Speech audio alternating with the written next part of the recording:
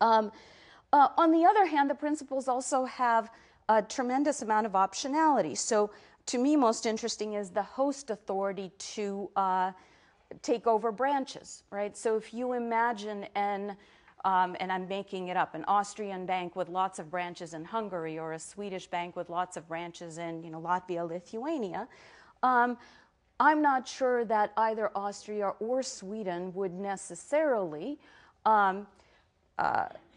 be driven by the smaller country's policy needs in its approach to resolution, although everybody, of course, has goodwill and promises to cooperate. In the event the small country whose banking sector, for example, might be 80% owned by foreign institutions, in the event the host country feels uncomfortable with the home country approach, the FSB principles allow it effectively to ring fence and take over even branches. Subsidiarization requiring capital in the host countries and requiring banks to expand as subsidiaries, financial institutions to expand as subsidiaries, is also still an option. So even though the idea is we're harmonizing, we're coming together, fragmentation is still an option under the FSB principles. To me, the most interesting, or one of the most interesting pieces of the principles are the institutional commitments. So the peer reviews, resolution planning, the crisis management groups, sort of the creating stakeholders who know one another, who have a direct line to one another, and who are speaking the same language.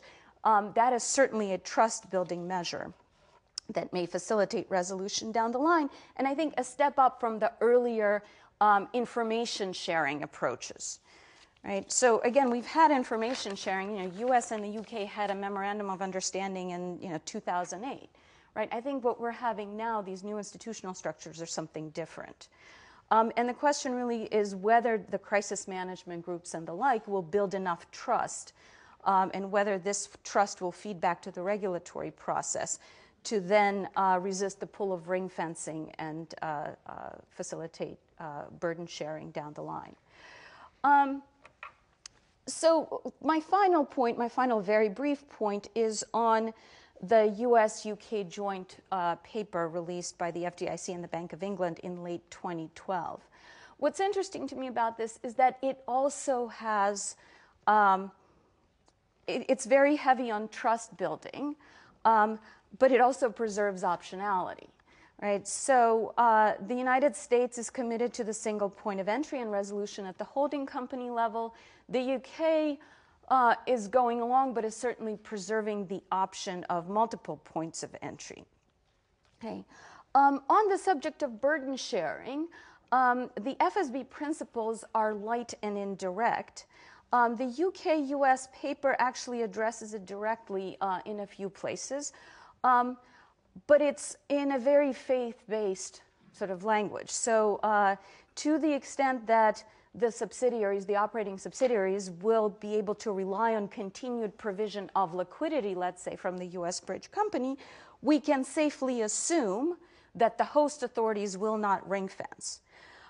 This is fair enough, but at the moment, without having had the experience, this requires 3 leaps of faith, or maybe 4. Right? One is that the home jurisdiction will continue to supply liquidity even if it is publicly backed. Second, that there will be some consensus